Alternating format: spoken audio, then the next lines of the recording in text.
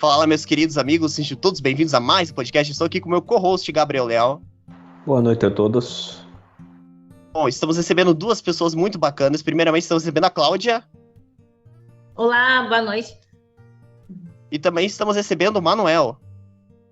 Olá, pessoal. Boa noite a todos. Bom, eu vou começar com você, Manuel. Eu queria que você falasse um pouco da sua história com a música. Minha história com a música. Então é o seguinte, eu sou do violão, né? Gosto muito de violão. Em outros instrumentos eu faço um pouquinho de barulho, mas nem dá para ficar falando, porque é só ruído mesmo. Eu, quando tinha 5 anos de idade, eu comecei a brincar de inventar música, rapaz. E os instrumentos eram as formas redondas que minha mãe tinha, forma de fazer bolo. Eu não sei quantas, mas devo ter amassado algumas. E batucando, e cantando, e não sei o quê. Mas desde pequeno eu já tinha, assim, uma forte tendência a querer me aproximar do violão. Uma história interessante, viu? Minha família tinha lá uma família próxima, vizinha, né? E um amigo deles tocava violão. E eu tinha uma vontade muito grande de ver, de sentir, né? No caso, o violão dele. Mas ele dizia que o violão era só para ver com os olhos, não para colocar a mão. E como meus olhos não funcionam, eu ficava numa situação bem estranha, porque eu não conseguia colocar a mão porque ele não deixava e não conseguia ver com os olhos porque eu não podia mesmo. E foi assim, uma vez eu consegui colocar a mão em cima das cordas. Foi uma sensação estranha porque a minha mão era pequenininha e as cordas do violão, assim, eu tive a impressão que era um negócio gigantesco, assim, nossa, que legal e tal. Aí só aos 8 anos de idade, ou não, bem mais tarde, hein? Só talvez lá com uns 11, 12 anos de idade, eu acabei ganhando um violão.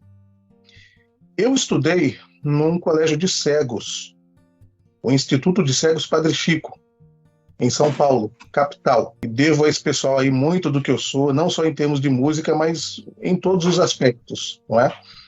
E aí eu tive o privilégio de me envolver mais com a música, não só com o violão, mas nossa, é muita coisa. Eu participei de bandinha infantil, depois eu participei da banda mesmo, eles tinham uma banda muito boa lá, toquei violão, aprendi a tocar violão, né? Cantei num coral que eles tinham, cantei num conjunto infantil. Eu usei e abusei das possibilidades que eu tinha na época, as oportunidades. E foi isso, eu fui me desenvolvendo, tal, gosto muito de música. Com uns 13 anos, mais ou menos, eu deixei de inventar música, passei a compor. E é uma história bacana aí, que começou desse jeito e não acabou nunca mais, não acabou ainda, né? Que bacana, Manuel, muito interessante. E, bom, é bacana essa sua história, né, com a música.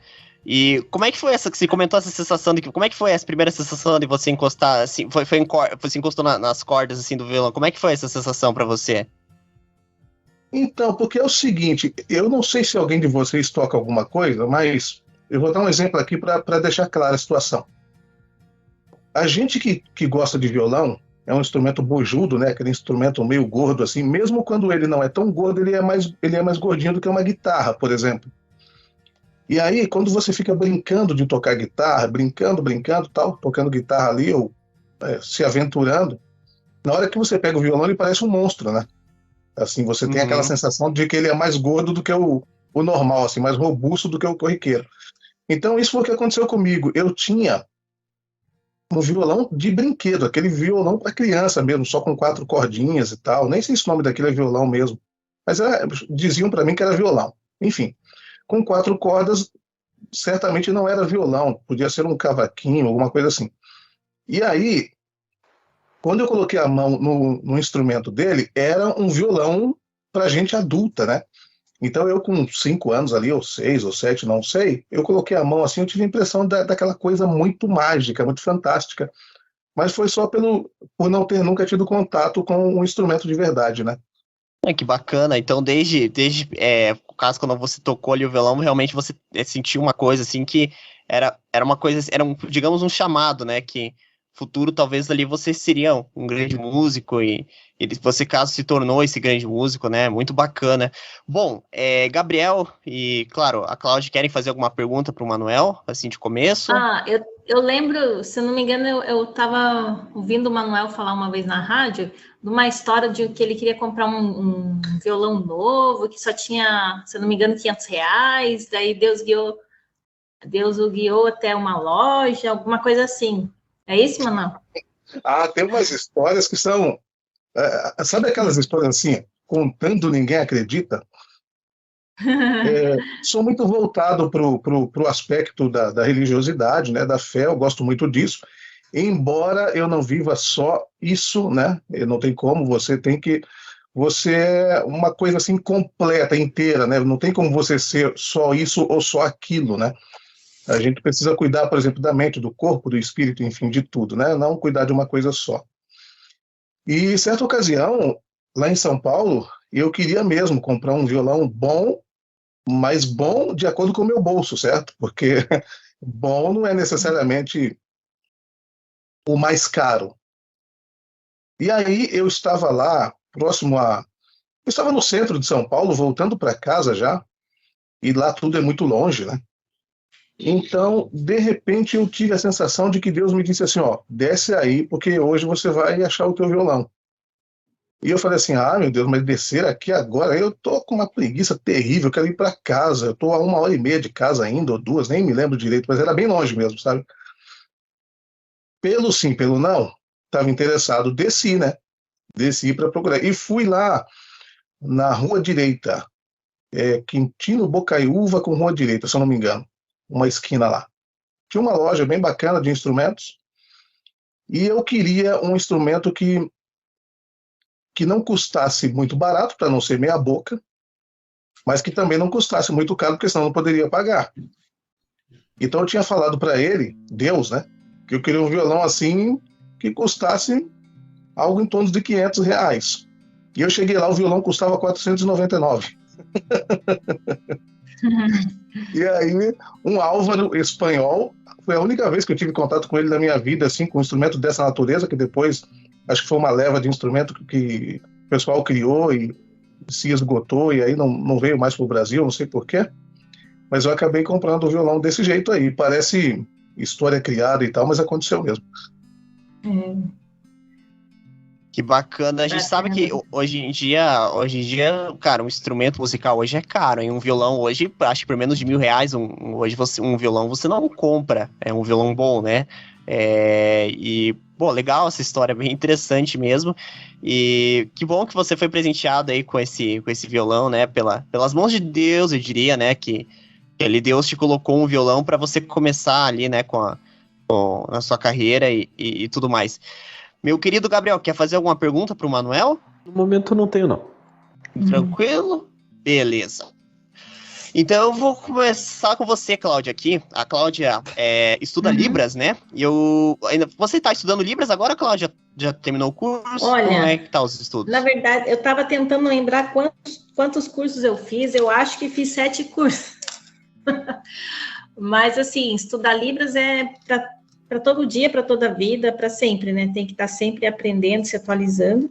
Mas esse ano eu me matriculei numa pós-graduação em Libras, para ver se aí me ajuda nessa questão mais da didática, de poder passar o conhecimento para outras pessoas, para preparar pessoas.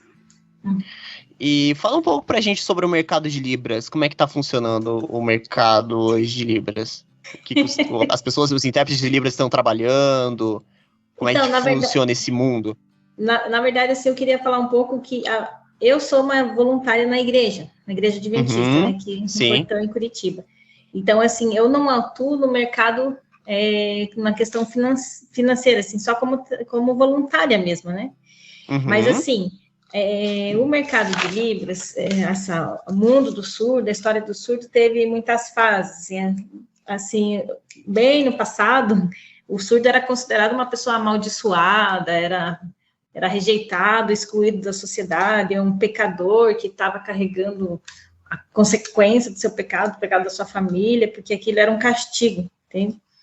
E o local onde o surdo começou a ser mais aceito e recebido e visto, valorizado, foi nas igrejas evangélicas, onde as pessoas começaram a ter o contato, querer passar a mensagem, devido ao cristão, ele tem o ser cristão é você crer, viver e passar para o próximo, senão não é ser cristão na prática. Então, o cristão em si, ele tem essa missão de descobrir o que é bom, o que é maravilhoso do relacionamento com Deus e passar para o próximo. Então, foi dentro das igrejas evangélicas que realmente começou a se desenvolver bem essa questão do intérprete, da profissão de intérprete. Teve uma época, agora as datas eu não vou saber dizer ao certo, mas está tudo aí na internet. Teve um período que era utilizado, chamado comunicação total. E é engraçado porque eu também usei isso, eu nem sabia, mas eu usei. Faz tanto tempo, uns 15 anos atrás, mais ou menos, eu trabalhava de vendedora numa loja lá em Colombo, vendia materiais para marceneiros, e aí tinha um rapaz que ele era auxiliar de marceneiro, ou marceneiro, não lembro certo, que ele era surdo. E eu fazia comunicação total com ele. O que é a comunicação total? Você escreve, você fala, vê se a pessoa faz leitura labial, você gesticula, desenha, faz de tudo. Faz teatrinho, faz desenho. Você tenta se comunicar de todas as maneiras com a pessoa. E aí eu convidei para ir na igreja, era dia de Santa Ceia, eu tentando lá explicar as coisas para ele, não tinha noção de nada. E aí uma pessoa, aquele dia tinha um candidato lá, um deputado, ele me apresentou com uma professora de Libras, que a filha dela era professora na Federal, aí ela me deu umas apostilas, né, por um tempo nós nos relacionamos, depois acabamos nos afastando, naquela época não tinha tantos meios de comunicação, assim, não era tão acessível para mim. E aí acabou que eu guardei aquelas apostilas, não dei muito valor. Até um tempo que eu pulei muito tempo de igreja, assim, quando a minha mãe faleceu, eu fiquei meio desnorteada, vamos dizer assim. E lá na Assembleia, o pessoal via que eu ia cantar no coral, meio que gesticulava, eles falaram, por que você não vai estudar Libras? Então, aquele chamado já vinha de longe e eu não estava levando a sério, né? Aí, depois que eu casei, né, com o Osmar, e vim morar aqui no Portão, aí começamos a procurar uma igreja para frequentar e decidimos ficar aqui no Portão. Na verdade, assim, nós decidimos ficar aqui por causa do Ministério de Libras, porque não tinha uma coisa que nos prendesse, assim, uma responsabilidade. E eu estava pedindo para Deus algo que me segurasse aqui, na igreja mais próxima da nossa casa, e no caso eu já era adventista, né? Aí tinha um surdo e ele deu um curso de Libras, aí eu fiz o curso de Libras, e eu já me interessei muito, já fiquei ali no grupo, já fiquei participando, ele me colocava para traduzir, para interpretar, ele fazia, eu copiava, e eu pensava assim, meu Deus, será que um dia eu vou conseguir? Eu faço tudo errado, faço tudo ao contrário, ele fazia com a mão direita, fazia com a esquerda, fazia o sinal invertido, tudo errado, e eles tinham muita paciência comigo. E a velocidade, né, que ele traduzia, a gramática da Libras é diferente, porque você tem que identificar o que é o principal da frase, você vai mostrar ali o que é a característica daquilo, e a ação, o verbo geralmente é no final, nem sempre, mas, então, é um jeito totalmente diferente de pensar, meio que ao inverso, assim, e eu não sei, assim, ao longo desses anos, então, eu fiz esse curso em final de 2017, lá na Igreja Adventista do Portão, onde frequento até hoje, e daí não parei mais, eu fiz curso na Prefeitura de São José dos Pinhais, no CEPOL, no Librandos, fiz através da internet também 2 cursos no período de pandemia, com uma surda lá de Paranaguá, a Isabel, e só que assim, eu acredito que foi tipo Deus que me deu o dom mesmo, até domingo o pastor estava falando, como que você consegue? Você escuta a frase, traduz o significado na sua cabeça, interpreta enquanto você está interpretando ali em Libras, você já está escutando a outra frase, eu também não sei. Como é que eu consegui? Porque no começo você aprende muito sinal, palavra, palavra, palavra. Depois você tem que aprender a montar a frase. Daí você já aprendeu a falar o chamado português sinalizado. O que é o português sinalizado? Que não é a gramática correta. Quando a pessoa está falando ali a frase, você vai traduzindo sinal por sinal. Por exemplo, lá na frase, fale um pouco sobre a sua história com a música. Você vai traduzir falar, pouco, tema, história, junto música, fica tudo errado, né? Na verdade, a tradução em Libras faria assim, história, música, seu, explicar agora. Mais ou menos assim. Poderia ter palavras diferentes, mas mais ou menos nesse sentido. O que é o principal? História da música é sua, né? Explicar agora, falar agora, mas para o surdo falar é próprio de ouvinte, né? Falar é com a boca, assim, o sinal de falar. Então, teria que fazer o sinal de explicar.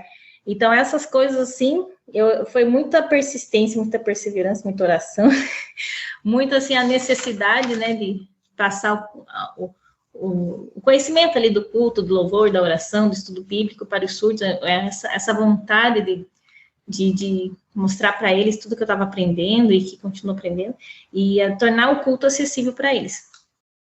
Então, foi assim que foi desenvolvendo. E aí, o que acontece? O mercado de trabalho, eu não atuo assim, não trabalho assim por dinheiro, é totalmente voluntário. Então, tá, voltando a falar que a Libras teve a fase da comunicação total, que era isso, você usar de tudo. Teve a fase do oralismo, onde no mundo inteiro teve um congresso em Milão, em 1800 alguma coisa, que tentaram impor assim, que todos os surdos seriam obrigados a falar oralmente, teriam que ser treinados com fonoaudiólogos e, sei lá, até castigados, amarrar as mãos, que só tinha que oralizar, não podia usar as mãos, que era considerado algo feio, impróprio, enfim. E aí veio a nova fase, né, o surdo lutou, os surdos no mundo todo, as associações lutaram, né, conquistar seus direitos, e a fase do bilinguismo. O bilinguismo é o que funciona, que é o que tem na atualidade, que é o surdo, ele aprende primeiro a sua língua mãe, a sua primeira língua, que é a língua dos sinais, porque ele tem a referência visual do mundo, do que ele vê, do movimento, das cores, da luz, se é claro, se é escuro. Então, ele tem uma percepção muito grande, uma visão mais ampliada que a nossa. Então, essa é a língua 1 que fala. E a língua 2, que é a português, ou cada país tem a sua língua de sinais, né, diferente. Mas, então, agora, nessa fase do bilinguismo, e começou a realmente surgir o mercado de trabalho para os intérpretes, assim, muito devagar, tanto que em 2002, teve a lei aqui no Brasil, a Lei 10.436, que tornou a língua brasileira de sinais a segunda língua oficial do Brasil. Muito recente, 20 anos atrás. E em 2010, que começou a ser regulamentada com uma lei, regulamentada a profissão de tradutor e intérprete de língua de sinais. Então, assim, é uma lei bem básica. Tem a FEBRAPIL, que é uma Federação Brasileira de Intérpretes, acho que é isso. E ela regulamenta e tenta lutar por mais direitos, para que haja um piso salarial, para incentivar que o intérprete seja pelo menos em 2, tenha um intérprete de apoio, porque é uma profissão cansativa. Por exemplo, na sexta-feira à noite eu procuro não marcar nada, dormir cedo, para no sábado de manhã estar mais disposta, né, para poder interpretar, porque eu ainda no momento, não tenho um outro intérprete lá para me ajudar. Teve vários que entraram, que saíram, que tiveram depressão e que mudaram de cidade, enfim. Agora tem 2 pessoas que eu estou treinando lá, mas assim, é bem cansativo, você cansa o cérebro, assim, parece que você fica com a cabeça pesada, com preguiça de pensar, começa a trocar as coisas. Então, o ideal é que a pessoa, o profissional, a cada 20 minutos, ele tenha um substituto. E ali, o intérprete fica em pé, para ser melhor visualização, no evento, às vezes até um local mais alto, e de frente para o surdo. E o intérprete de apoio, que dali 20 minutos vai trocar, também fica de frente para ajudar. Se o outro esquecer alguma coisa, se enganar, o intérprete de apoio está ali para ajudar, para sinalizar o que ele precisa, tal. Então, esse seria o ideal, né? Uma profissão que não fosse 8 horas ao dia, porque ficar muito tempo em pé ali na mesma posição, você acaba, né, desenvolvendo varizes e é complicado. Você tem que ter um tempo para fazer um alongamento, esticar, sentar, tomar água e ir ao banheiro. Tanto que depois de eu estar na Prefeitura de São José dos Pinhais, eu vi um concurso, até pensei em participar, aí eu liguei lá na outra prefeitura, me informei como é que era, e acabei desistindo, porque eles falaram, não, para ficar um intérprete em qualquer ambiente que a prefeitura precisar, na sala de aula principalmente, e não tem ninguém para trocar. É tipo 4 horas direto, só para nos intervalinhos ali que os alunos param para ir no banheiro e tal, mas o ideal é ter 2, pelo menos, né? Mas não tem. Então, vai muitos anos ainda para regulamentar os direitos e melhorar a situação do intérprete. O salário nem era bom. Então, assim, depois que o Bolsonaro, né, se tornou presidente, a Michelle Bolsonaro, ela tornou mais visível o surdo e o intérprete, valorizou mais a profissão e o surdo. Então, hoje em dia, tem muito mais chance do intérprete se dar bem, tem muito mais oportunidade. Em 2011, não lembro o número, mas tem um decreto do Congresso Nacional que tornou obrigatório o intérprete de Libras em todos os eventos dos órgãos públicos. Porém, as prefeituras não seguem isso, né? Não estavam seguindo. Agora, né, mas lá em Brasília estão chamando intérpretes, contratando, terceirizando, devido a Michelle Bolsonaro estar incentivando, valorizando a língua e o surdo como um ser humano que né, como qualquer outro que tem direitos, né?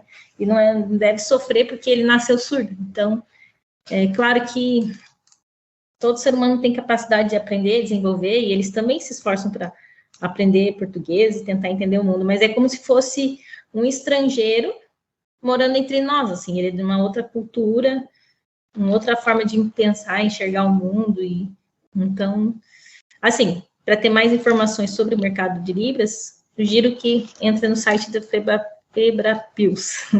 E tem um intérprete que eu conheço, o Alexandre, lá de Brasília, ele trabalha numa central, que é do governo, e que o surdo entra em contato com ele, por vídeo, na conferência, e chama ele para ir no local que ele precisa, numa loja, falar com o advogado, na farmácia, qualquer local, leva o intérprete junto para interpretar lá a situação que ele precisa se comunicar. Aqui em Curitiba, parece que tem isso, mas não sei se funciona, porque toda vez que eu tentei contato, a informação nunca consegui. Então, tem lá no site da prefeitura, mas não sei se funciona. Os surdos que eu conheço, eles sempre chamam um intérprete amigo, alguém assim, nunca ouvi falar que conseguisse ter acesso a esse serviço, sabe? Eu acho que a maioria dos sites que tem ali o bonequinho de Libra não funciona ali. Você tenta utilizar ele, mas é bem complicado utilizar aquilo lá. Eu não sei se o Gabriel já chegou a utilizar aquele bonequinho de Libra, chegou a testar ali para ver se funciona. Uma vez apareceu ali no canto, não lembro qual site que eu tinha entrado, não era nem da prefeitura, era algum site de alguma empresa privada. Eu fui, deu curiosidade, cliquei. Daí falar, vai passando pela tela que ele vai fazendo. O bonequinho girava os braços tudo de um lado pro outro, tipo, travava, não tinha sentido nenhum que o boneco fazia. Ele só dava assim, não tô entendendo nada. Ele fazia com os bracinhos. Basicamente isso. Era bem porque isso vai exigir que o computador ou o celular da pessoa tenha uma capacidade, uma velocidade, uma memória forte, vamos dizer, boa, né? É difícil, e só que sempre que eu testei esses bonequinhos, eu sempre clico lá por curiosidade, eles fazem o tal do português sinalizado. E é complicado porque muitos surdos ainda não têm o domínio da língua portuguesa. Se eles veem lá a tradução português sinalizado, não está na gramática que eles entendem, às vezes ficam mais confundidos do que esclarecidos. Sabe? Então, ali aquele bonequinho traduz palavra por palavra, e a palavra que não tem, ou que ele não sabe, ele pula, né? Ou soletra. Pior, soletra. Então, é complicado, né? Eu acho que talvez no futuro tudo vai ter um link separado. Surdos é outro site aqui, tudo em vídeo, ou tem uma pessoa ao vivo para traduzir. Ali na loja da Vivo, no shopping do Paládio, Se chegar um surdo, eles ligam lá numa central e daí aparece um intérprete ao vivo ali traduzindo a conversa do vendedor. Aí funciona. Eu também, e também nas escolas, né? Estão começando a inserir entre as disciplinas aí o ensino de Libras, né? Aí, se o mundo ainda sobreviver uns 200 anos, acho que até lá muita gente jovem será bilíngue. Olha, legal. E isso é uma coisa assim bem bacana. Quando eu trabalhava na prefeitura, a Cláudia tentou me ensinar Libras e eu vou falar que é uma coisa muito difícil, cara. Não é fácil, não. Não sei se o Gabriel já chegou a dar uma olhada, tipo, ver como é que faz algumas palavras. Já. Eu lembro que na quinta série, quando eu era moleque, tinha um piá da sala que o pai e a mãe deles eram surdos, os dois, mas ele não era. Então ele teve que aprender, e ele tinha um irmão menor que também era, então ele era o único da família que não era, então ele teve que aprender desde pequeno para se comunicar com a família. Então meio que, hoje em dia eu não lembro mais nada, faz mais de 10 anos, mas na época eu pedia para ele me ensinar umas palavrinhas, alguma coisa ou outra que eu achava interessante. Então, gente, bacana. Posso dar uma contribuição aí, meu amigo, com relação a esse assunto? Claro. Com certeza. Isso, porque apesar de eu ser uma pessoa com deficiência visual e não auditiva, né, existem alguns paralelos aí no que tange às dificuldades e tal. O negócio evolui muito lentamente, essa que é a verdade, é muito devagar, né, e você acaba pagando um preço alto, assim, por ser uma pessoa com deficiência, né? Eu, por exemplo, acho que todo mundo deveria ter noções de Libras, de Braille, de como conduzir uma pessoa com deficiência visual, como se aproximar de uma pessoa com deficiência visual, enfim, para que certas loucuras não acontecessem. Você não tem noção, vocês, né? Vocês não têm noção de como o negócio é crítico, assim, acontecem coisas horríveis, impressionantes, né? Então, eu vou até contar uma história aqui que normalmente eu não conto, mas eu acho que no podcast de vocês eu andei dando uma olhadinha, uma olhadinha. Tem gente que fica com medo de falar uma olhadinha para quem não vê, mas a gente fala, viu? A gente fala. Nós entre... Ô, Manuel, você viu a Eliana? Aí é um cego perguntando para o outro se ele viu um outro cego, e tá tudo certo, né? É o termo ver, a gente usa. Eu entrei numa casa uma vez, eu conto a história e já volto para esse assunto aqui que eu estava colocando, tá? Entrei numa casa uma vez com minha mãe muito amiga da pessoa lá, nós ficamos um tempo, minha mãe conversando, e eu era um jovem lá de uns 17, 18 anos talvez, fiquei largado lá no tapete, estava bem calor. Em dado momento eu senti que precisava usar o banheiro. E aí aconteceu uma história daquelas que você se constrange até de contar. Aqui eu vou contar. Eu vou contar porque o podcast, pelo que eu vi, ele merece histórias dessa natureza, assim. E aí, eu disse, olha, quero usar o banheiro. Onde fica? Tem um banheiro aqui e tal. E essa senhora que estava recebendo a minha mãe, ela tinha uma ajudante, era uma senhora também, que elas viviam muito juntas, assim, muito tempo juntas, assim, geralmente estavam juntas em quase todo lugar. E aí, a ajudante, me fez a seguinte pergunta, me levou até onde era o banheiro, me mostrou, mais ou menos, né, porque o correto é você mostrar tudo para a pessoa com deficiência, né, aqui está a pia, se você precisar de toalhas está aqui, ou papel toalha, o que seja, né? Papel higiênico aqui e tal. Tudo que você puder mostrar, tudo que der para tocar, você mostra para a pessoa. Se você for uma pessoa muito familiarizada com a relação, muito familiarizada com pessoas com deficiência visual, lá na entrada do banheiro, se ele for pequeno, você já nem precisa entrar. Você mostra, a tua direita tem isso, a tua esquerda tem aquilo, ali em frente, não sei o quê, o cara já entende tudo, né? Ela não entendia nada disso. Aí ela me falou o seguinte, você consegue usar o banheiro ou você quer que segure o seu pipiu? Verdade, aconteceu isso. Ai, não acredito nisso. É verdade. E olha que eu não era um menininho de 7 anos, 6, 5, né? Uma história tremenda. E aí eu falei, não, por favor, não, eu consigo me virar. Pode deixar. Mas então, o desconhecimento, viu, é um negócio tremendo, gente, porque eu acho que o convívio é que resolve as coisas, né? O convívio. E antigamente nós tínhamos escolas para pessoas cegas. Então, eu, por exemplo, estudei no Instituto Padre Chico, como eu já falei lá atrás, né? Instituto de Cegos Padre Chico, e era uma escola só para pessoas com deficiência. Às vezes não eram totalmente cegas as pessoas, mas tinha que ter alguma deficiência para conseguir ingressar lá. Hoje em dia, o pessoal já acha que tem que misturar e tal, né? E eu concordo com isso até certo ponto, porque o convívio resolve muita coisa, entendeu? O convívio resolve muita coisa. Você não vai, por exemplo, entra numa farmácia, de repente, como que é? Desculpa, me ajuda a lembrar, o Gabriel e o Henrique. Então, Henrique, imagina que você está na rua, você se depara com uma pessoa cega e resolve auxiliar a pessoa.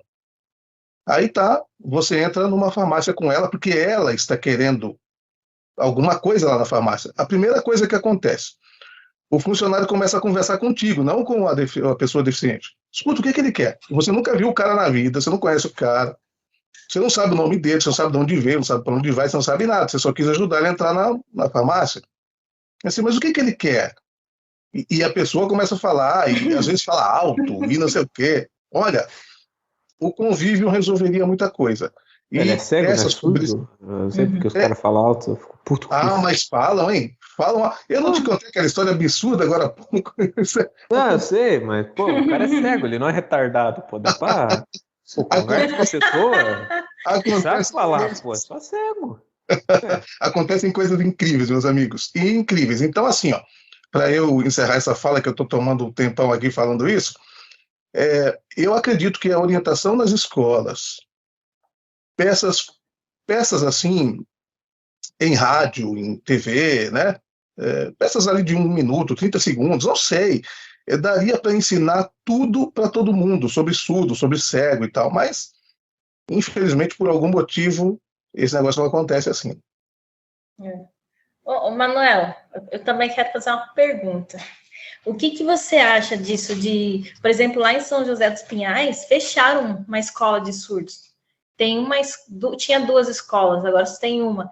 E a pedagoga, uma perto da prefeitura até, né? Uma era bem perto da prefeitura. Isso, eu fiz um curso lá com um professor surdo e a pedagoga dessa escola era intérprete no curso. E ela até entrou em depressão, tenho certeza que é por causa disso, porque ela nunca mais se acertou em outro local. Era a vida dela trabalhar com surdos. E eu achei um absurdo, porque assim, eu acho que o surdo ele tem que ter um momento entre a comunidade dele, aprender coisas específicas do mundo dele, para ele se virar no mundo ouvinte, mas coisas que só ele precisa saber, que só ele vai entender, que o ouvinte não faz ou não sabe. E outro momento para ele estar se inserindo na sociedade, se relacionando com as outras pessoas ouvintes. E eu achei muito errado isso, porque 2 escolas eram pouco, agora tem só uma.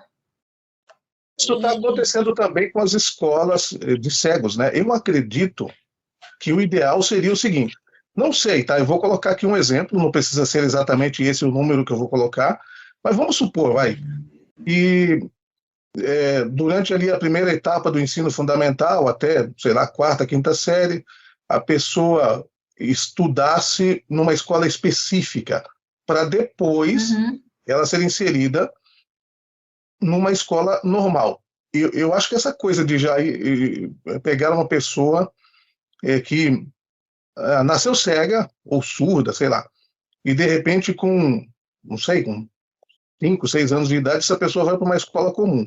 É muito complicado.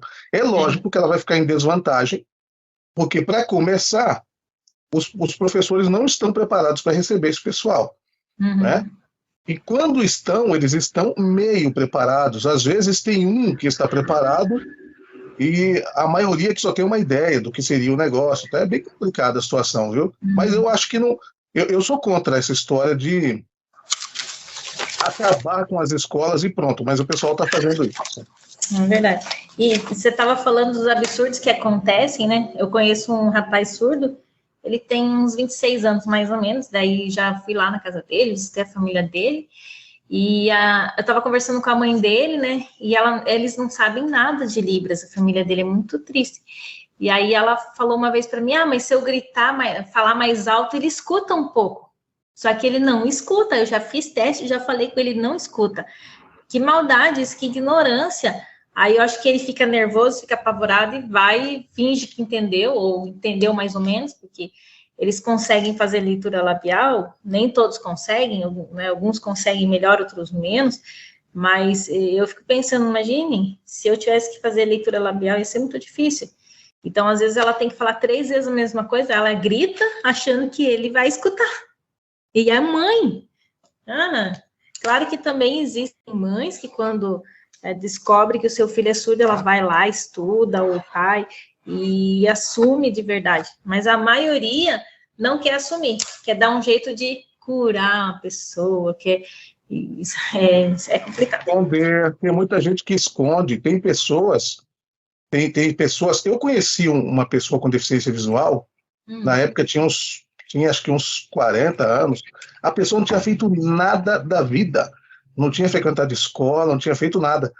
Às vezes a pessoa fica isolada num cômodo qualquer, lá no fundo do quintal, em algum lugar, porque o pessoal tem vergonha, não quer vínculo. Infelizmente essas coisas acontecem. É triste.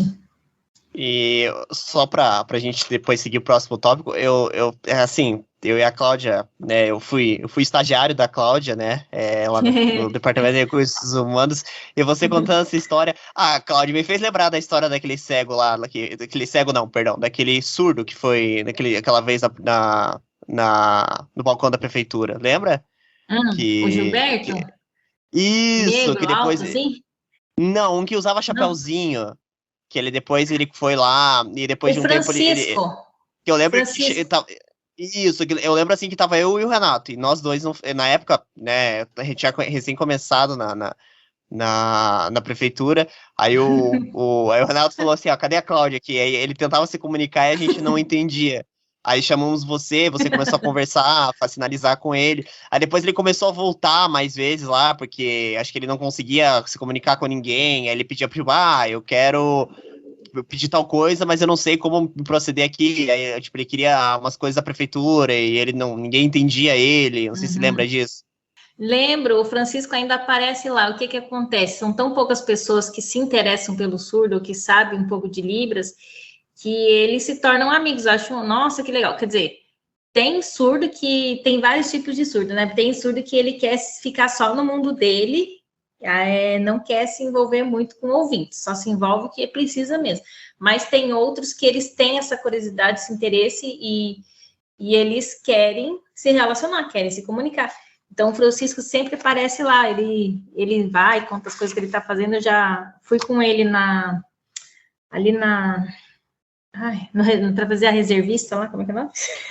É verdade, ele foi fazer reservista, né, lá aí o cara mandaram ele por recursos humanos, que ele... o cara que... Deu certo, né? Vai lá no RH lá e deixa eles resolver, porque não é aqui. Então... Mandaram ele lá no RH, eu lembro disso. Aí lembra que o que ele quer? Aí a gente tentava, mas aí lembra que deram um papel assim, escreve o que você quer, tal, porque a gente não sabia, a melhor coisa pedir para ele escrever, né? Então escreve. Aí ele escreveu tudo. Aí o Renato falou: "Não, você vai aqui e tal, você sai aqui, aí ali é a junta militar, aí você pede ali a sua reservista." Aí ele foi lá e daqui a pouco ele voltou, que ele não conseguia explicar para as pessoas, né? Não conseguia se comunicar mais. Isso, exatamente. Aí depois ele conversou com você, aí você foi lá com ele e tal, aí você conseguiu dizer para o pessoal lá da junta o que ele queria, né? E assim, sabe que existe... Eu li no estatuto em algum lugar lá, que se um surdo me chamar, precisar de um auxílio para se comunicar ali em algum assunto, mesmo que particular ou relacionado aos órgãos ali da prefeitura, ele tem o direito que eu, como intérprete, eu tenho o dever de ir lá e ajudá-lo. Daí ele começou a ir lá na perícia também, para outro setor que eu mudei, E uma vez eu fui na Secretaria de Habitação, tal, isso aqui o meu chefe não gostou muito, né, porque estava tirando eu do meu local de trabalho, mas ele entendia que era um direito do surdo. Aí uma vez eu estava de férias, ele apareceu lá 2 vezes. Daí o meu chefe fez curso de Libras, já está acho que no segundo curso, e agora o meu chefe também consegue se comunicar um pouco com ele. Ele conseguiu explicar, não, que eu estava de férias e tal. Aí depois ele voltou de novo, contou lá que ele está esperando sair uma casa que ele quer comprar pela Secretaria de Habitação. Bacana. Mas bem assim. Bacana, então. E teve outras situações também. Teve uma situação, foi interessante que teve uma surda que ela ia passar por uma perícia e ninguém tinha falado nada. Depois eu acabei descobrindo que ela era surda e eu me ofereci para acompanhar. E foi bem importante, porque se eu não tivesse ido junto, ela não ia receber a licença da forma que deveria. Porque ela se conformava com qualquer coisa, tipo assim, não. Tipo, normalmente a pessoa vai lá na perícia para buscar os seus direitos, né? Para fazer valer o seu direito da licença de tratamento de saúde, geralmente. E ela, assim, ela falou, eu passei mal, tal, não consegui ir no médico porque não tinha carro, eu estava vomitando, meu marido estava difícil para me levar, não conseguia porque eu estava passando muito mal, mas eu não tenho atestado, não tem problema. Nossa, eu vi assim, e ela não, como muitas vezes a pessoa deficiente, como o Manuel falou, é tratada como uma pessoa excluída, que não tem direito, que é inferior aos outros, mas não é. Eu falei, não, vou explicar tudo que você está falando aqui para a médica. Daí a médica falou, não, você tem direito assim. Você está explicando tudo certinho o que aconteceu, depois você foi lá no médico, lá no terceiro dia você ainda estava passando muito mal, achou até que era Covid, mas não era. E se imagine no primeiro, no segundo dia, como é que não estava, se no terceiro dia ainda estava péssimo. E aí ela deu a licença certinha para a moça, senão ia ela ter que descontar da folga ou descontar do salário aquele dia, 2 dias que ela passou mal. Então, eu acho que foi útil ali. É importante todo local ter as pessoas que tragam acessibilidade para as diversas deficiências, né? Eu por enquanto, só consigo trabalhar com essa, né? Não tenho nem noção de braille, ou por exemplo, já apareceu lá pessoas com autismo, que pessoas às vezes têm problema assim, de ansiedade, não conseguem esperar, e tem os seus direitos também, né? Devido às deficiências. E aquele rapaz que todo mês parecia pegar a tabelinha do pagamento, esse tá ainda lá? Misericórdia. Esse, sim, eu lembro desse daí. Ele era aposentado por invalidez, não sei como ele conseguiu a reversão, agora querem aposentá-lo por invalidez de novo, e hoje ele foi lá, amanhã ele vai lá passar por uma perícia de novo. Ela vai pegar, todo mês ele vai lá, eu quero a tabelinha do pagamento. Ele encrencava comigo, ele falava que eu era chata. Não, ele falou que queria pegar papelzinho para fazer de rascunho. Quase que eu comprei um caderno para dar de presente para ele. Eu lembro das histórias da prefeitura. Tinha cada gente que a gente lidava lá, nossa. Você sabia? Colocaram ele de vigia ali no passo. Nossa, nem posso dar muitos detalhes para não. A gente não dá, exatamente. Ele ficava só sentado lá paquerando as moças. Mas assim, na prefeitura, como a gente lidava com atendimento, a gente lidava com muitas pessoas assim, né, que também pessoas com deficiência e tudo mais, né, porque ali se passava perícia médica, então a gente tinha que lidar com pessoas assim, né, e diversidade é grande. A diversidade era grande de pessoas, né? E não só digo assim de deficiência, mas pessoas assim que dava para você ver que ela tinha às vezes um transtorno ou alguma coisa assim, que ela não batia muito bem da cabeça, né? E você tinha que saber lidar, né? E isso me ajudou muito na parte assim da comunicação, principalmente, né? Porque como lidar no restaurante, você lida com as pessoas, oi, tudo bem? Com pessoas simpáticas, às vezes, né? Então, às vezes acontecia na prefeitura, você pegava uma pessoa assim mais, uma pessoa, digamos assim, que ela era mais ansiosa. Lembra aquela vez que entrou uma vez um mendigo lá dentro da prefeitura e queria que a gente pagasse a passagem para ele, e tinha uma lei lá no estatuto que, por exemplo, se ele quisesse viajar, se ele não tivesse confusões, a prefeitura tinha que pagar para ele, né? Ele tem direito a voltar para a terra dele, para a cidade natal dele. Ele queria explicar aquilo, mas ele já foi, tipo, chutando balde lá. Chegou lá, chutando balde. Aí ele, pô, como assim, né? Eu lembro que eu falava, mas como assim o cara quer que a gente dê dinheiro para ele viajar, Renato? Como que é isso, cara? Não, mas é que tem uma lei lá no estatuto que diz que ele pode fazer. Mas o cara chutei, o cara querendo dinheiro lá e tal. Então, a gente lidava com bastante situações, né?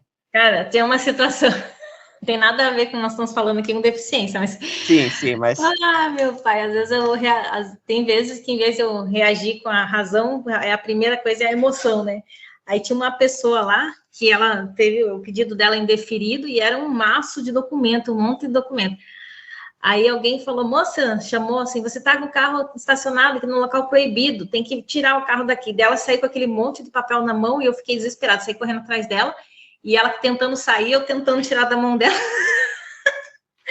Ela falou que eu tinha agredido ela, só porque eu pensei, nossa, ela vai levar embora esses documentos, né? Isso daqui tem que ficar arquivado aqui conosco, ela tem que assinar. Eu pensei que eu era advogada da prefeitura. Eu lembro. Mas assim, voltando Ela reclamou lá, mas deu tudo certo.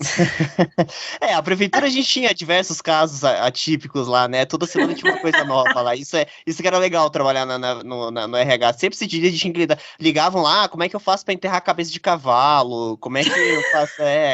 Tinha um monte de coisa.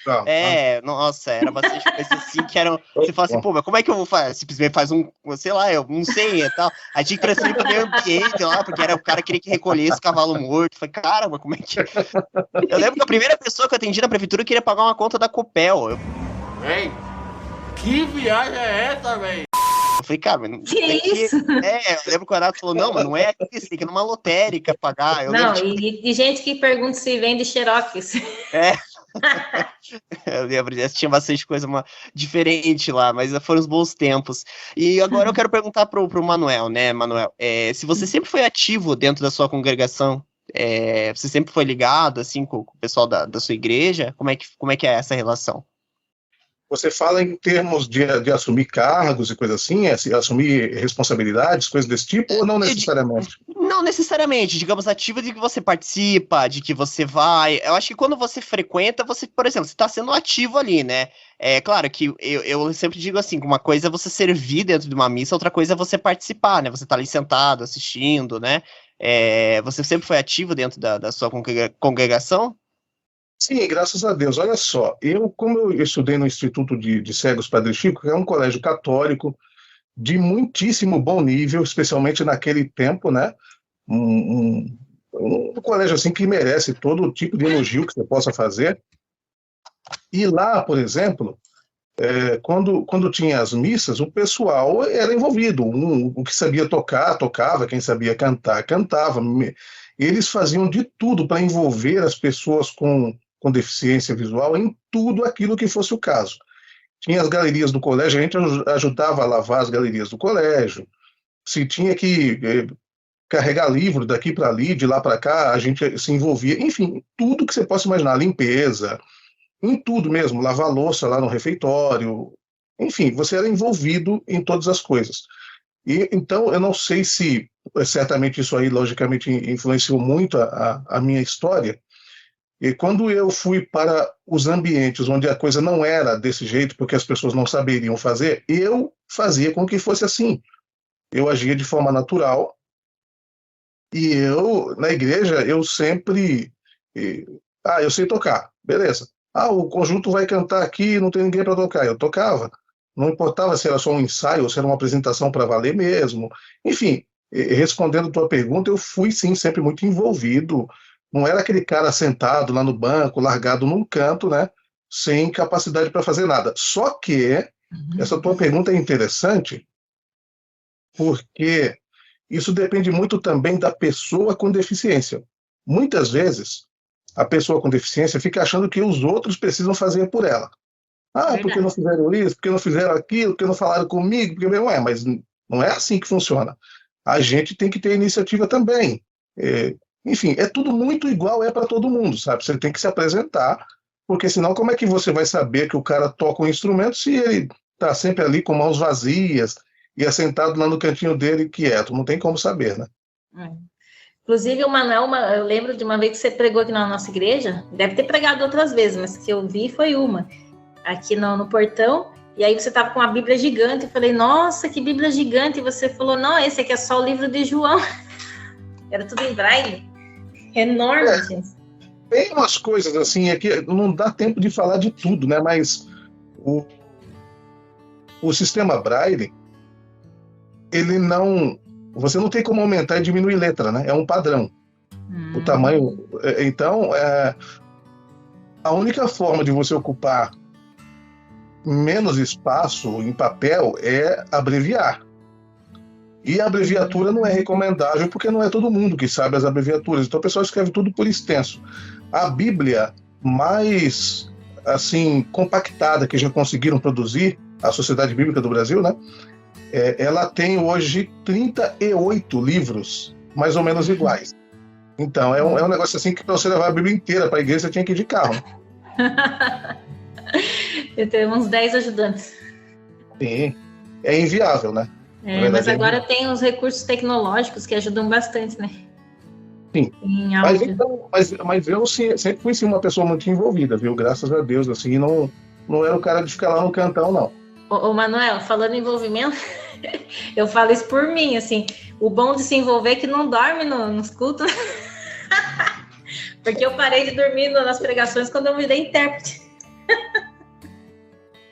Na verdade, em qualquer grupo onde você esteja, é bom você ter algo que te faça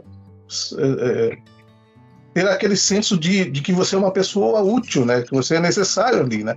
Se você vai lá só para desfrutar do que é oferecido e tal, o negócio acho que acaba meio que perdendo o sentido, ou nem achando. Nem acha o sentido. O Henrique, na nossa filosofia é assim, ó. É claro que a minoria que participa geralmente é uns 20%, né, Manuel? Dos membros da igreja que tem algum tipo de função, desde limpeza, diaconia, pastor, auxiliar, músico, seja o que for, geralmente é uns 20%, assim, então tem muito trabalho para pouca gente. Mas assim, a oportunidade é para todos, era para ser, todo mundo está envolvido com alguma atividade, porque aquele que está só recebendo é tipo a ovelhinha gorda, só recebe e não distribui para ninguém, ou só fica esquentando o banco. Então, se não está fazendo nada dentro da igreja, também, na verdade, o principal é fora, né? É você tá fazendo alguma coisa fora, assim, para levar a mensagem de esperança, né? E você, Gabriel, na sua igreja tem bastante gente que serve, bastante gente assim que você vê assim que tá ativo dentro da igreja?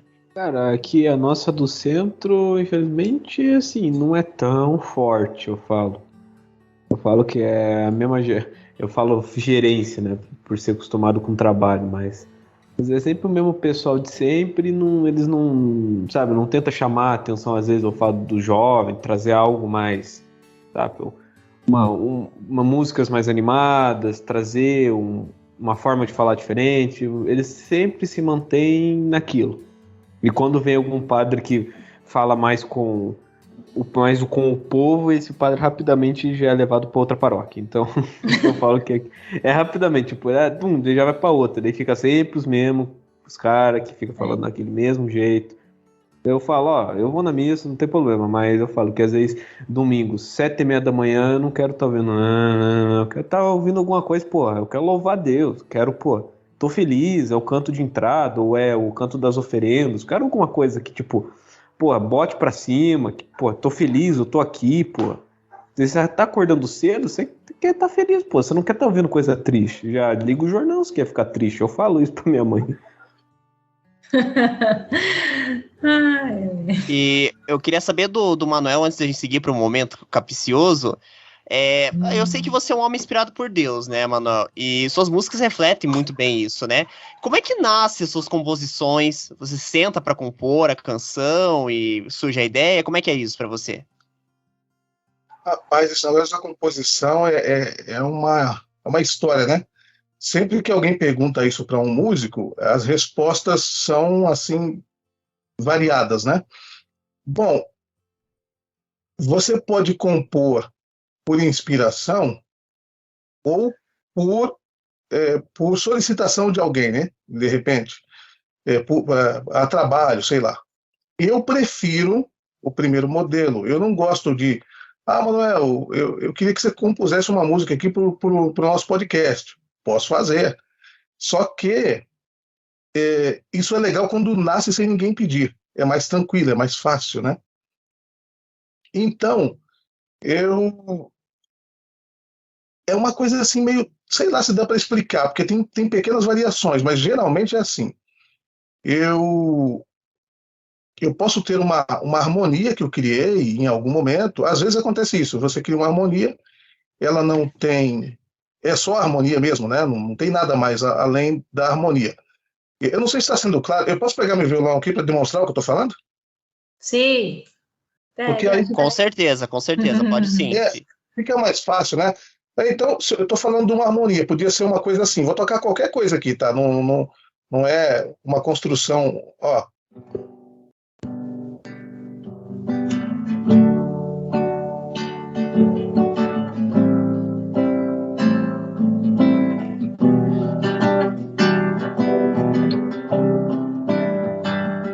Bom, isso daqui é uma harmonia, não tem solo, que seria a melodia, né?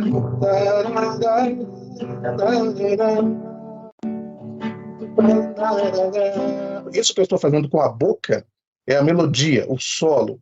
Às vezes você cria uma harmonia e aquela harmonia vai te trazendo o resto. Você parte dela e pensa num texto, numa situação, numa coisa. Às vezes é só uma melodia.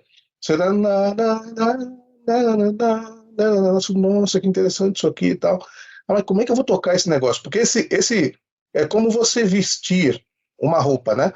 No seu corpo você pode colocar blusa, camisa, calça, saia, uma série de coisas. Então, esse ele pode ter coisas diferentes para vestir. Por exemplo, ó. Foi o que eu toquei a princípio, né? Mas ele podia ser assim. Você vai mudando, você tem diversas possibilidades. Então você tem que se encontrar. Vai construindo aos poucos. Uns têm mais dificuldades, outros têm mais facilidade. Tem gente que compõe muito rapidamente. A verdade é que cada história é uma, mas é mais ou menos assim. No meu caso, né?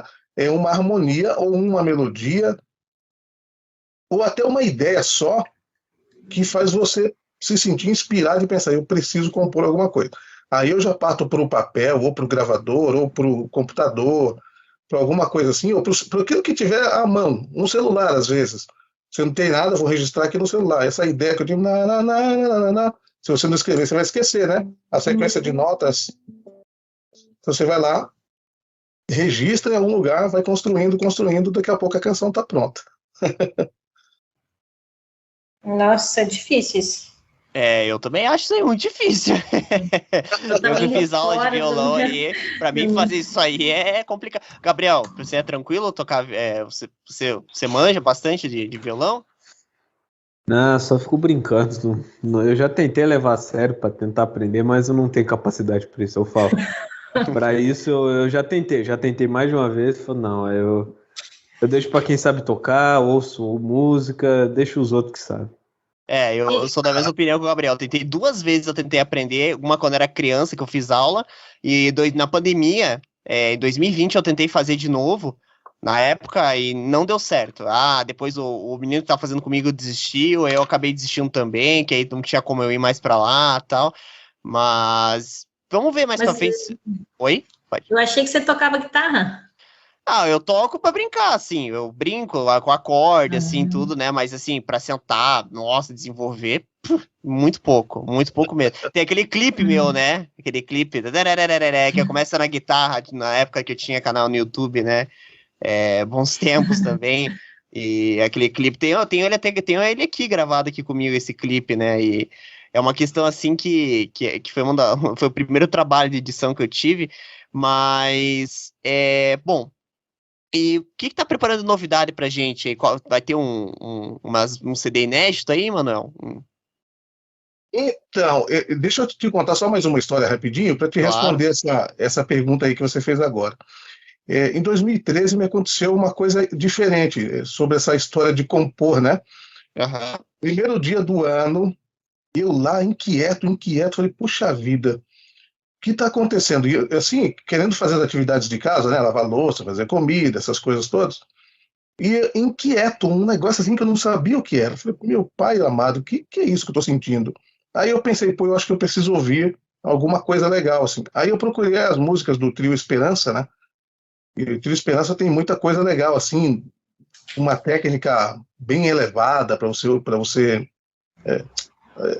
enfim, pessoal altamente Estou técnico, né? anotando aqui, ó. Especialmente, mas o Trio Esperança não é um trio religioso, não, tá? É o Trio Esperança aí mesmo, da música secular. E eles eram muitíssimo bons, assim, um nível absurdo, assim, de música, né? E então eu escolhi aquilo que eu acho que é o melhor deles, né? Um negócio mais trabalhado, vocais mais elaborados, não sei o quê. E ouvi bastante aquilo, só que não resolvia. Eu continuei, assim, uma sensação tão ruim. Falei, meu Deus do céu, eu preciso saber o que é isso. Aí eu peguei, fui até o meu computador, abri um documento do Word, deixei lá e, lavando louça ou fazendo comida ou qualquer negócio, eu parava um pouquinho e vinha escrever. Como eu falei para você que muda, né? Eu comecei pelo texto, ali, no caso. São só alguns minutos, mas é especial. Você conhece a música, está no CD Cantando 7. Aquela música chamada Dando Tudo. Então, eu comecei a escrever o texto e fui escrevendo. No final do dia, eu tinha o texto e a harmonia inteira dela. Acontece que é uma música cantada a 4 vozes, ela é a capela. E eu fiz tudo aquilo num dia só, né? Então, de vez em quando essas coisas acontecem aí na vida da gente. Ô, Manuel, quem é deficiente visual deve ter mais habilidades musicais, não tem? Tem muitos músicos, né? A percepção musical é bastante alta das pessoas com deficiência visual, né? Você é obrigado... Tem aquela moça que toca teclado lá também. Sim, você é obrigado a desenvolver mais a audição, mais o tato. Então, quem enxerga precisa, por exemplo, aprender a tocar sem olhar para as cordas. O cego já não tem mesmo como olhar, pronto, acabou, né? Fica uma vantagem. Tem algumas situações que favorecem. Me desculpa, eu acabei esquecendo a pergunta que você tinha feito aí, que eu não respondi na hora. Como é que tá as composições aí para o novo disco? Como é que tá? E vinha coisa nova. Então, foi por isso que eu falei desse CD, o Cantando 7, porque, rapaz, em 2013, eu trabalhava numa empresa aqui em Curitiba e eu gravei aquele CD nos finais de semana e à noite depois do expediente. Foi uma loucura, assim, um ano de muito trabalho, muito trabalho, muito trabalho. E eu moro no Sítio Cercado, as gravações eram lá no Boa Vista, lá, Santa Cândida, totalmente assim... Conheço bem esse lugar. Nossa, qual lugar que era? Um estúdio chamado Lembra o nome do estúdio? Casa... Oh, Deus, agora... Casa alguma coisa, não vou lembrar, rapaz. Mas era um estúdio pequeno, era um estúdio... Não era um estúdio... Casa da Alma, eu acho que é. Eu sei onde é. Então, aí... O que aconteceu? Foi muito sacrificante fazer esse CD aí, sabe? Foi muito desgastante. E no final das contas, eu nem pude trabalhar com ele do jeito que deveria, porque aí eu trabalhava lá na empresa e ficava umas 10 horas lá dentro todo dia, 1h30 indo para lá, outra 1h30 voltando, não tinha nem tempo e nem ânimo para trabalhar com a música. Eu acabei concluindo que eu acho que não vou gravar mais. Eu acho que acabou a história de música para mim no sentido de gravação, né? Ficar sem música eu não consigo, não dá para ficar sem música. Eu não sei se a gente vai falar da Rádio Ecoar um pouquinho daqui a pouco, mas muito do que se ouve na rádio de jingle, assim, é tudo coisa que eu trabalho, que as pessoas não sabem, mas geralmente eu estou tocando ali, ou eu estou cantando, ou são arranjos meus, textos meus, eu faço música o tempo todo. Mas, Manuel, você estava com planos de compor de novo, não estava? Eu componho sempre, né? Só que assim, eu estou compondo menos, porque conforme eu falei, como eu me voltei muito para a área da comunicação de uns anos para cá. E aí, sim, a rádio está ótima. a música ficou num plano assim mais ou menos secundário. Eu faço música para ela, eu faço pequenas músicas tal, mas música mesmo, assim como no CD, já faz tempo que eu não crio alguma coisa. E vamos falar assim um pouquinho antes da gente seguir para o momento capcioso da Rádio Ecoar. Você tem o que seria o seu programa lá, Manuel, para o pessoal de casa conhecer? Eu vou deixar também na descrição aqui do podcast para quem quiser acessar. O que seria o seu programa na Rádio Ecoar? O que você comenta? O que você faz nesse programa? A Rádio Ecoar, na verdade, é assim. Não tem só o meu programa, né? A gente tem um grupo de pessoas que ajudam a gente a fazer a Rádio Ecoar. Ela é uma rádio não comercial, é uma web rádio, né? É uma web rádio, não é comercial, e ela é de cunho religioso, então é mais voltado para quem gosta dessa. Que nem aí o Gabriel estava falando agora. É Gabriel mesmo, não estou falando errado, não, né? É Gabriel mesmo. Tá. Você estava falando agora há pouco, né? Que quando você vai à missa, você quer alguma coisa, você quer manifestar a tua alegria, tua satisfação, tal, com alguma coisa que aconteceu, né? Não sei, teu contentamento. Não chega lá de manhã e fica assim, bem lento, né? Uhum. Então, a Rádio Ecoar é uma coisa mais voltada para esse tipo para satisfação desse tipo de sentimento, né? Na verdade, sentimentos variados. Então, a pessoa está triste, tem uma música lá que de repente vai trazer motivação, vai fazer a pessoa se sentir para cima. Tem uma música mais animada que vai fazer com que ela consiga colocar a alegria dela para fora e tal. Mas o objetivo mesmo é mostrar a vontade de Deus para a pessoa avaliar e ver se aquilo lá cabe para a vida dela ou não. O programa que eu apresento chama-se Compartilhar. É um programa com entrevista, igual vocês estão fazendo aqui, por exemplo, com a gente. Mas também pode ter música, tem história, é bem variado, viu? É um negócio bem variado, só você ouvindo para saber, mas é legal, é bacana. Tem a palavra da semana. Nós temos um quadro lá chamado A Partir de uma Palavra, né? A partir de uma palavra. Então, ao longo dessa semana, por exemplo, a gente está falando sobre meta. Então, a pergunta para as pessoas escuta, você tinha alguma meta traçada para 2022, e aí você conseguiu alcançar a sua meta ou suas metas? Deu certo, deu errado, foi frustrante, foi feliz? E para esse ano, você tem alguma meta? Ou você é uma pessoa que não está nem aí com meta, você não curte essa coisa de estabelecer meta e tal? E a gente fica conversando sobre isso, é um dos quadros, né, do meu programa. Que bacana. E você gosta de podcast também, né, Manuel? Você também curte podcast, né? Tudo que é comunicação, eu vou falar para você, hein? Eu gosto de comunicação para valer. Ontem eu peguei um episódio de vocês lá e ouvi de ponta a ponta. Qual episódio? Eu gosto muito de comunicação. Você tinha me mandado 2 links. Um era uma coisa mais assim objetiva, uma moça lá contando a experiência dela essa foi a animação lá, a animação da história do Natal dela. Foi para uma festa, num dia de Natal, aquela coisa toda.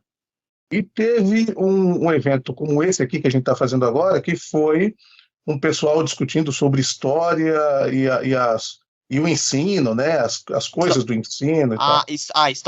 A educação no Brasil, acho que era esse episódio. Isso aí. Bem interessante. Eu fiquei ouvindo de ponta a ponta. Legal. Que bom que a gente conseguiu prender você o episódio inteiro. Isso é muito legal. Para nós aqui a gente fica muito feliz quando a pessoa fala, escutei o episódio de vocês inteiro, porque sinal que a gente tá conseguindo prender a atenção das... Porque a gente sabe que, a pessoa ficar 1 hora escutando, né, um podcast, a gente sabe que é difícil, assim, porque, vai fazer outra coisa, ou às vezes acaba só colocando ali o começo só pra ver como por curiosidade. Então é legal a gente ter essa noção, né, porque para nós é maravilhoso isso. A gente, quanto mais ouvintes a gente tem, é melhor, e a nossa taxa de aumento ali, de minutos está aumentando, né? Então isso é um sinal maravilhoso pra gente. Mas agora, Gabriel, chegou aquele momento, né?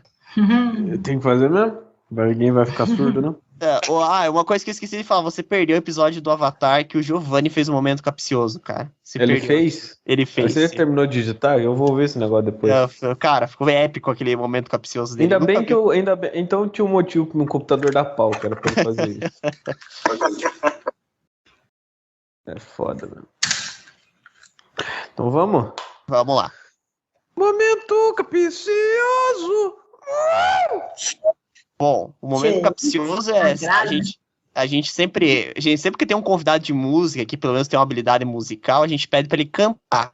Então, né, eu vou pedir para você cantar uma música, né, para nós aqui, Manuel, para a gente encerrar o programa, né, antes de encerrar, claro, eu vou dar os avisos finais, mas para a gente se encaminhando para o final, eu queria que você cantasse uma música agora para a gente. É que você pode? Opa, com toda certeza. A gente está aqui falando sobre pessoas com deficiência auditiva, deficiência visual, enfim, e há outras, né? Eu vou cantar uma das canções lá do CD Cantando Sete mesmo, chamada Respeito, né? Porque o respeito surgiu bem assim. Eu fui numa escola e lá o pessoal falou assim: a gente queria alguma coisa que a gente pudesse ensinar aqui para a juventude que frequenta tal, que fosse algo assim até voltado para a fé e tal, para a religiosidade, mas que não ficasse muito focado nisso só, que fosse um assunto aí. Foi engraçado, você perguntou como é que a gente compõe, né? A pessoa me fez essa solicitação quando eu cheguei lá na rua, eu já estava com isso aqui na cabeça, praticamente tudo pronto, né? Por causa dessa solicitação que a pessoa fez. Então eu vou tocar aqui ela é um tanto quanto repetitiva, mas vou tocar para vocês, tomara que o som não fique muito distorcido, né?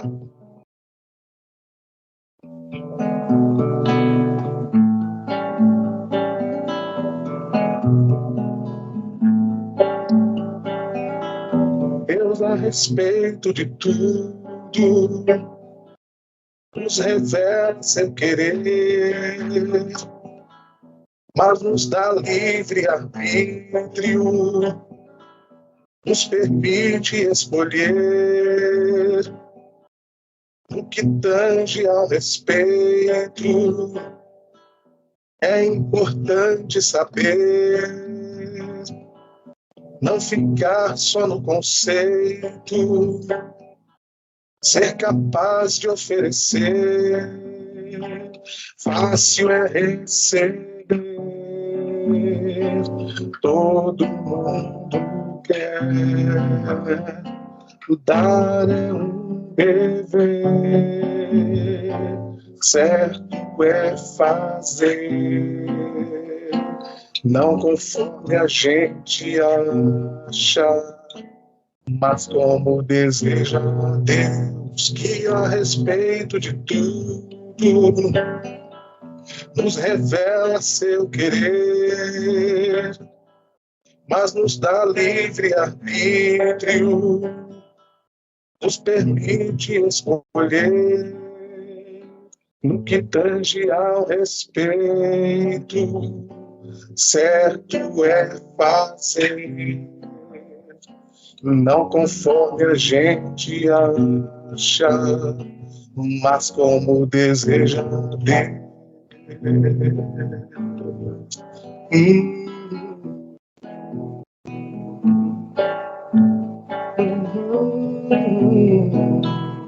Como deseja Deus.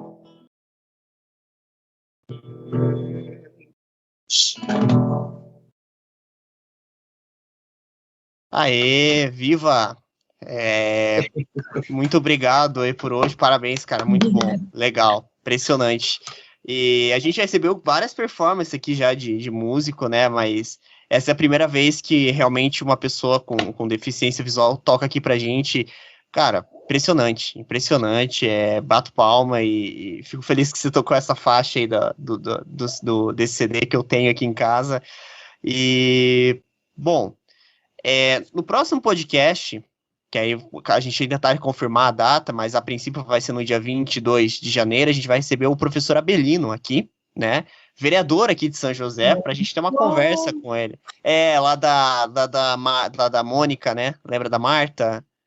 A Mônica, então a gente conseguiu eu converso ainda até hoje com a Mônica, ela comentou que vai ver, vai trazer o professor Abelino para a gente conversar um podcast com ele, vai ser bacana, vai ser uma conversa interessante, né, claro que é uma conversa assim, sem teor político, sem levantar a bandeira política, é uma conversa só descontraída também, para a gente debater, conversar e tudo mais, né, eu vou deixar aqui nas redes sociais a Rádio Ecoar, do nosso querido Manuel. Você tem canal no YouTube, né, também, Cláudia, né, de Libras, né? Putz, tem um canal que não está sendo muito movimentado, mas tem. Vou deixar lá também o Cláudia Espinosa, né? Isso. Vou deixar o canal da Cláudia também, pessoal que quiser dar uma olhadinha no trabalho dela de Libras. Deixar o link dos nossas redes sociais e lembrar que a gente também, né, como tivemos aí o último episódio do Avatar 2, né, do filme Avatar, a gente teve o lançamento do nosso primeiro bichinho, né, Gabriel, o Jimito Paiacan, né, a gente lançou ele lá, vai estar ali no Linktree ali embaixo, vocês podem olhar ali que vai ser um dos últimos links ali, quem quiser ver ele no stand virtual ali embaixo, navegando pelas águas de Avatar, vai estar ali também pro pessoal. Então é isso, gostaria de agradecer mais uma vez a presença do Manuel e a presença da Cláudia. Podcast incrível hoje, uma conversa muito legal. Com certeza vai ter mais episódios assim, né? A gente tem um projeto aí bem grande, a gente sempre trouxe essas causas dentro do nosso podcast, né? Como eu comentei para o Manuel, a gente trouxe já a segunda pessoa que a gente traz com deficiência visual aqui para conversar, então a gente sempre abraça essa bandeira também. E a gente está aqui, né, pessoal, sempre para trazer convidados legais, uma conversa sempre interessante. Bom, vamos ficando por aqui, então, pessoal. Até a próxima. Até a próxima, valeu. Tchau.